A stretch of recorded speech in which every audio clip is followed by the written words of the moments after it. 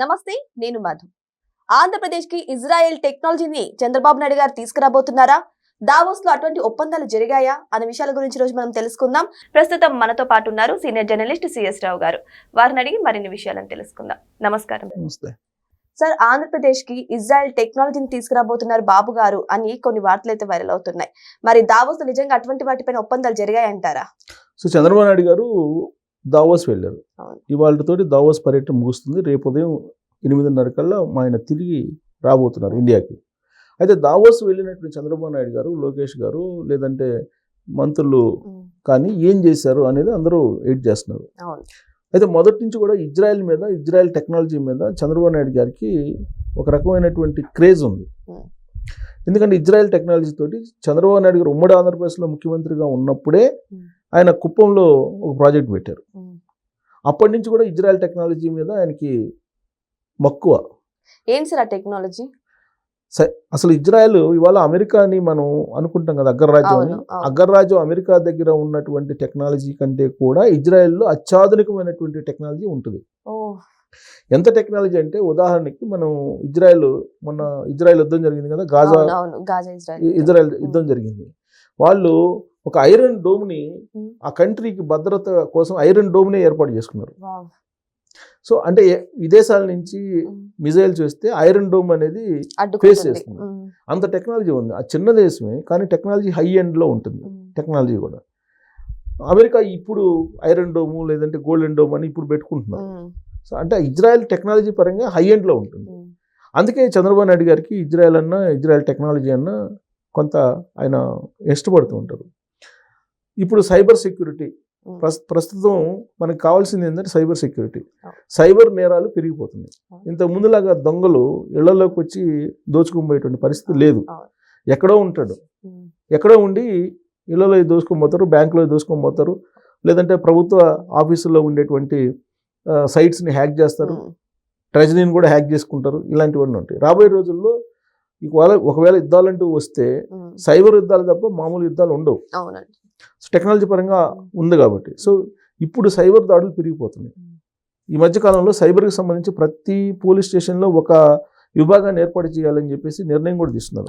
అంటే ఏ స్థాయిలో సైబర్ దాడులు జరుగుతున్నాయి, సైబర్ నేరాలు జరుగుతున్నాయి అని అర్థమవుతుంది. అందుకే సైబర్ సెక్యూరిటీ అనేది ఇజ్రాయెల్ నుంచి తీసుకోవాలి అనేటువంటి ఆలోచన చేసి దావోస్లో ఇజ్రాయెల్కి సంబంధించినటువంటి పారిశ్రామికవేత్తలు వస్తే దావోస్కి, అక్కడ ఆంధ్రప్రదేశ్కి మీరు రండి, సైబర్ సెక్యూరిటీకి సంబంధించినటువంటి కంపెనీలు పెట్టండి, మీరు ఆ టెక్నాలజీని మీరు ఇక్కడ ప్రమోట్ చేయండి అని చెప్పేసి ఆయన అడిగితే వాళ్ళు ఆంధ్రప్రదేశ్లో పెట్టుబడులు పెట్టడానికి సిద్ధంగా ఉన్నారని చెప్పి తెలుస్తుంది. దావోస్లో ప్రపంచ ఆర్థిక సదస్సు అది గత కొన్ని దశాబ్దాలుగా జరుగుతుంది. ప్రపంచంలో ఉండేటువంటి టాప్ మోస్ట్ పారిశ్రామికవేత్తలందరూ కూడా అక్కడికి వస్తారు, ఇన్వెస్టర్స్. అందుకే అన్ని దేశాలు అక్కడికి వస్తాయి. అన్ని రాష్ట్రాలకు సంబంధించిన ముఖ్యమంత్రులు వస్తారు, అన్ని దేశాలకు సంబంధించిన ప్రధానమంత్రులు కానీ అధ్యక్షులు కానీ అందరూ వస్తారు. యాక్చువల్గా అమెరికా అధ్యక్షుడు ట్రంప్ కూడా వచ్చారు కదా, నిన్న మాట్లాడారు దావోస్లో. సో దావోస్ అనేది ఒక ఆయా దేశాలకి ఆర్థిక పరిపుష్టి కల్పించడానికి ఒక వేదిక. అది అందిపుచ్చుకున్నటువంటి వాళ్ళు ముందుకు వెళ్తుంటారు అభివృద్ధి దిశగా, లేదంటే ఆర్థిక అభివృద్ధి దిశగా ఆ రాష్ట్రాలని లేదా దేశాలని ముందుకు తీసుకెళ్తుంటారు. ఇప్పుడు చంద్రబాబు నాయుడు గారు కూడా దావోస్కి వెళ్ళారు. దావోస్ మ్యాన్ అంటున్నారు ఆయన ఇప్పుడు. ఎందుకనంటే ఇప్పుడు కొత్తగా వెళ్ళటం కదా ఆయన. ఉమ్మడి ఆంధ్రప్రదేశ్లో ముఖ్యమంత్రిగా ఉన్నప్పుడే ఆయన దావోస్ సదస్సులకు వెళ్ళి మైక్రోసాఫ్ట్ లాంటి కంపెనీలను తీసుకొచ్చారు, గూగుల్ లాంటి కంపెనీలని తీసుకొచ్చారు. ఇవన్నీ చాలా చేశారు ఆయన. హైటెక్ సిటీని నిర్మించారు, హైటెక్ సిటీని పరిచయం చేశారు, అందరికి టెక్నాలజీని పరిచయం చేసి ప్రపంచంలో టెక్నాలజీ అనేది రూల్ చేయబోతుంది రాబోయే రోజుల్లో అనేది 25 సంవత్సరాల క్రితం ఆయన గ్రహించి ఆయన ఇంజనీరింగ్ కాలేజీలను పెంచి ఐటీని ప్రమోట్ చేసి ఉపాధి అవకాశాలు కల్పించారు. ఇవాళ ఆయన 25 సంవత్సరాల క్రితం చేసినటువంటి ఎఫర్ట్ ఏదైతే ఉందో ఆ ఎఫర్ట్ కారణంగా ఇవాళ మన ప్రపంచంలో ముందున్నాం. ఏ దేశంలోకి వెళ్ళినా కానీ అది సరే విమర్శించేటువంటి వాళ్ళు విమర్శిస్తూ ఉంటారు. ఆయనే చేశాడా, జనార్దన్ రెడ్డి చేయలేదా, లేదంటే రాజశేఖర రెడ్డి గారు చేయలేదా, ఇవన్నీ అంటుంటారు. చేశారు, ఎవరికి తోచిన విధంగా వాళ్ళు చేశారు, చేయలేదంటలేదు. కాబట్టి చంద్రబాబు నాయుడు గారు ఎన్ని విమర్శలు చేసినా కానీ ఆయన అదే పనిగా ఐటీని ప్రమోట్ చేశారు. ఇప్పుడు ఏ విధంగా అయితే ఆంధ్రప్రదేశ్లో క్వాంటమ్ టెక్నాలజీ అనే దాన్ని ప్రమోట్ చేస్తున్నారో, ఏ విధంగా అయితే ఆర్టిఫిషియల్ ఇంటెలిజెన్స్ని ప్రమోట్ చేస్తున్నారో, ఆ తరహాలో అప్పట్లో ఐటీని ప్రమోట్ చేశారు. ఆయన ఐటీ గురించి మాట్లాడుతుంటే కంప్యూటర్ కూడి పెడతాయని చెప్పేసి ఆయన విమర్శించారు. అవును. ప్రపంచ జీతగాడని చెప్పి విమర్శించారు. రకరకాల విమర్శలు చేశారు. కానీ ఎన్ని విమర్శలు చేసినా కానీ ఆయన అనుకున్నది చేశారు. దాని ఫలితం ఇప్పుడు అనుభవించేటువంటి వాళ్ళు అనుభవిస్తూ ఉన్నారు దాని ఫలితాలని. అలాగే ఆంధ్రప్రదేశ్లో క్వాంటమ్ వ్యాలీ వస్తుందండి. సిలికాన్ వ్యాలీ ఏ విధంగా అయితే ప్రపంచం మొత్తానికి అమెరికాలో కనిపిస్తూ ఉందో, రాబోయేటువంటి రోజుల్లో క్వాంటమ్ వ్యాలీ అనేది కనిపించాలి అమరావతిలో అని చెప్పి క్వాంటమ్ వ్యాలీని ఇక్కడ డిజైన్ చేశారు. ఆ బాధ్యతలను ఎల్ఎన్టీ, ఐబిఎం, అలాగే టీసీఎస్కి అప్పచెప్పారు. అవి చూస్తున్నారు. ఇప్పుడు రతన్ టాటా ఇన్నోవేషన్ హబ్ అని చెప్పేసి అక్కడ ఉంది. ఈ రతన్ టాటా ఇన్నోవేషన్ హబ్ ద్వారా స్టార్టప్ కంపెనీలని ఎంకరేజ్ చేయడానికి ఆయన ప్రయత్నం చేస్తున్నారు. అదే విషయాన్ని దావోస్లో ఆయన చెప్పారు. ఆ రతన్ టాటా ఇన్నోవేషన్ హబ్ ఆధ్వర్యంలో మీరు పెట్టుబడులు పెట్టండి, ఇక్కడ సైబర్ సెక్యూరిటీకి సంబంధించినటువంటి టెక్నాలజీని మీరు డెవలప్ చేయండి అని చెప్పేసి ఇజ్రాయెల్కి సంబంధించినటువంటి ప్రతినిధులను ఆయన కోరితే పాజిటివ్గా వాళ్ళు రెస్పాండ్ అయ్యారు. సో ఆ ఫండ్స్ కూడా వచ్చే అవకాశం ఉంది. అలాగే అనేక రకాల కంపెనీలు అక్కడ ఉన్నాయి. ఆ కంపెనీల ప్రతినిధులతో కూడా సమావేశం అయ్యారు. మైక్రోసాఫ్ట్ కూడా రాబోతుంది అని చెప్పి అంటున్నారు. క్యాప్జెమినీ కూడా రాబోతుందని కొన్ని టాక్స్ కూడా వస్తున్నాయి. క్యాప్జెమినీ అంటే మైక్రోసాఫ్ట్ వస్తే క్యాప్జెమినీ ఆటోమేటిక్ వస్తుందిగా. ఇప్పుడు వాళ్ళు టీసీఎస్ వచ్చింది, మల్టీనేషనల్ కంపెనీలన్నీ కూడా వస్తున్నాయి. ఇప్పుడు ఎప్పుడైతే గూగుల్ ఏఐ డేటా సెంటర్ ఎప్పుడైతే అనౌన్స్ అయిందో 1,60,000 కోట్లతోటి, ఆ రోజు నుంచే మీకు మొత్తం ఎకో సిస్టమ్ మారిపోతుంది. ఒక లీడింగ్ కంపెనీ, మీకు టెక్నాలజీలో లీడింగ్ కంపెనీ, దిగ్గజం అది. ఆ కంపెనీ అక్కడికి వస్తుందంటే ఆటోమేటిక్గా మిగతా కంపెనీలు కూడా అక్కడికి వస్తాయి. ఎకో సిస్టమ్ మారిపోతుంది. అదే చెప్పారు చంద్రబాబు గారు, ఎకో సిస్టమ్ మారిపోతుందని చెప్పి. ఇప్పుడు దాన్ని కూడా గోడౌన్ అన్నటువంటి వాళ్ళు ఉన్నారు కదా. ఇప్పుడు ఆ రోజున చంద్రబాబు నాయుడు గారు ఐటీని ప్రమోట్ చేస్తే ఏ విధంగా అయితే ఆయన్ని కిడ్డింగ్ చేస్తూ మాట్లాడారో, ఇప్పుడు మాట్లాడే వాళ్ళు కూడా ఉన్నారు. కానీ వాస్తవం అది కాదు కదా. రాబోయే రోజులు ఇప్పటి వరకు మనం కంప్యూటర్స్ చూసాం, కానీ రాబోయే రోజుల్లో మనం క్వాంటమ్ కంప్యూటర్స్ చూస్తాం. ఏంటి ఆ క్వాంటమ్ కంప్యూటర్స్ అనేది తెలియకపోవచ్చు చాలా మందికి. తెలియనటువంటి వాళ్ళు విమర్శిస్తారు. ఇప్పుడు వరకు మనం సాధారణమైన కంప్యూటర్లో చూసాం.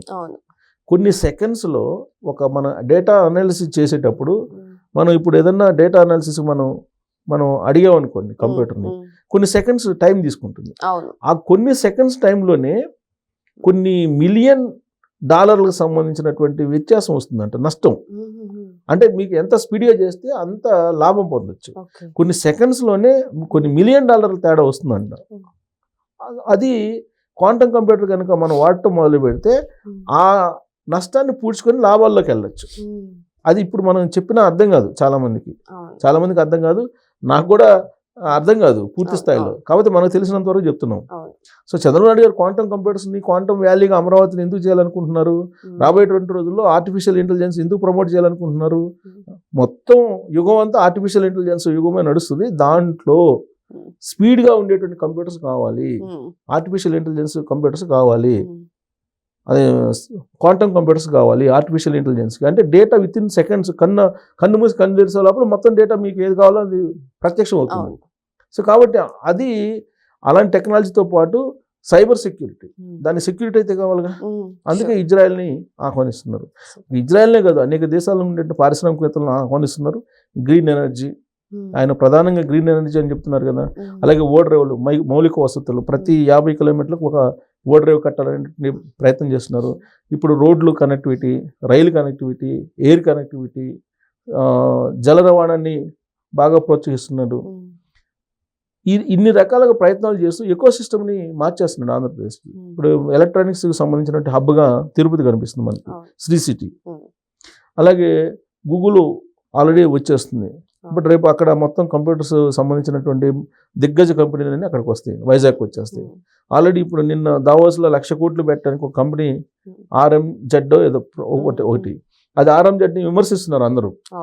ఎందుకంటే అది ఒక రియల్ ఎస్టేట్ కంపెనీ, దాన్ని తీసుకొచ్చి మీరు భూముల వరకు ఇచ్చేసి మీరు ప్రమోట్ చేసేది ఏంటనే విమర్శలు వస్తున్నాయి. అసలు ఆ కంపెనీ ఏంటి, ఆ కంపెనీకి సంబంధించిన నేపథ్యం ఏంటని తెలియకుండా చాలా మంది కూడా విమర్శిస్తున్నారు.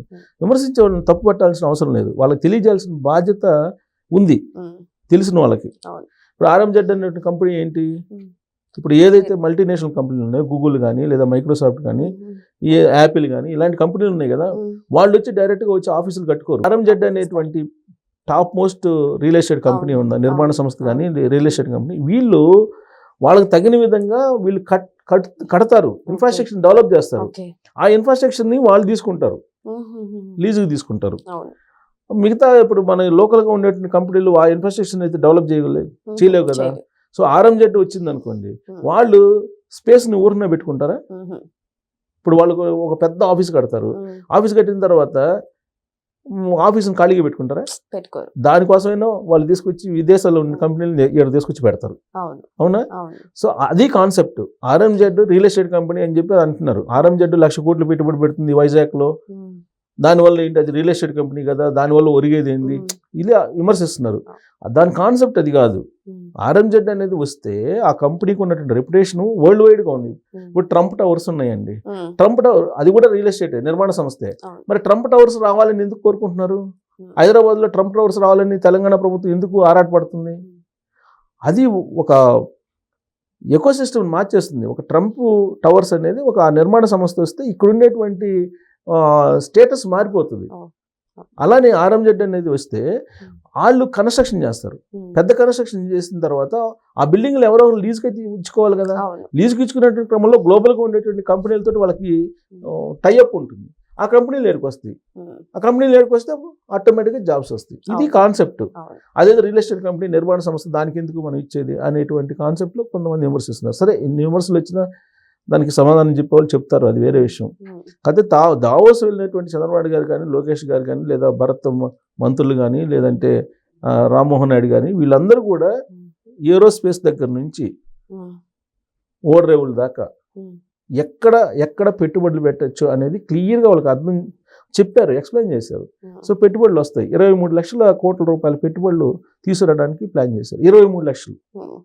ఈ 23 కోట్ల రూపాయలు 2029 నాటికి ఖచ్చితంగా లాంచ్ చేయాలి అనేది వాళ్ళ టార్గెట్. అది లాంచ్ అయితే 20 లక్షల ఉద్యోగాలు వచ్చేస్తాయి. లోకేష్ గారు అదే చెప్పారు. ఆయన యువగళం పాదయాత్రలో 20 లక్షల ఉద్యోగాలు నేను కల్పిస్తానని చెప్పారు. సో ఆ టార్గెట్ రీచ్ కావడానికి ప్రయత్నం చేస్తున్నారు. చాలా వరకు సక్సెస్ అయ్యారు. ఇప్పటికే దాదాపు 7-8 లక్షల ఉద్యోగాలు క్రియేట్ అయినాయి అని చెప్తున్నారు. 14-15 నెలల పాటు ఈ ప్రభుత్వంలో దాదాపు 16-17 లక్షల కోట్ల రూపాయలు పెట్టుబడులకి మొత్తం క్లియర్ అయినాయి అని చెప్తున్నారు. స్పీడ్ ఆఫ్ డూయింగ్ బిజినెస్ చేస్తున్నారు వాళ్ళు. సో ఈ క్రమంలో కొంత ఒక స్పెషల్ అట్రాక్షన్గా ఆంధ్రప్రదేశ్ దావోస్లో కనిపించిందని చెప్పొచ్చు. ఒకవేళ కనుక చంద్రబాబు నాయుడు గారు విజ్ఞప్తి మేరకు ఇజ్రాయెల్కి సంబంధించినటువంటి సైబర్ సెక్యూరిటీకి సంబంధించిన కంపెనీలు కానీ ఇవన్నీ కనుక వస్తే మాత్రం ఖచ్చితంగా హై ఎండ్ లెవెల్లోనే ఉంటుంది. మరో ఇజ్రాయెల్ ఆంధ్రప్రదేశ్లో మనం చూడొచ్చు. ఎందుకంటే ఇవాళ ఫోన్ ట్యాపింగ్ కానీ వీటన్నిటికీ ఇజ్రాయెల్ పరికరాలు వాడేది. ఇప్పుడు ఫోన్ ట్యాపింగ్ కేసు నడుస్తుంది తెలంగాణలో. ఇవన్నీ ఇజ్రాయెల్ పరికరాలు తీసుకొచ్చే వాళ్ళు ఫోన్ ట్యాపింగ్ చేశారు. అంటే ఇజ్రాయెల్లో లభించినటువంటి టెక్నాలజీ ప్రపంచంలో ఎక్కడా లేదు. అలాంటి ఇజ్రాయెల్ కంపెనీ ఆంధ్రప్రదేశ్కి రావడానికి, ఇజ్రాయెల్ నుంచి కొన్ని కంపెనీలు రావడానికి ఈ దావోస్ పర్యటన ఉపయోగపడిందని చెప్పొచ్చు. Thank you.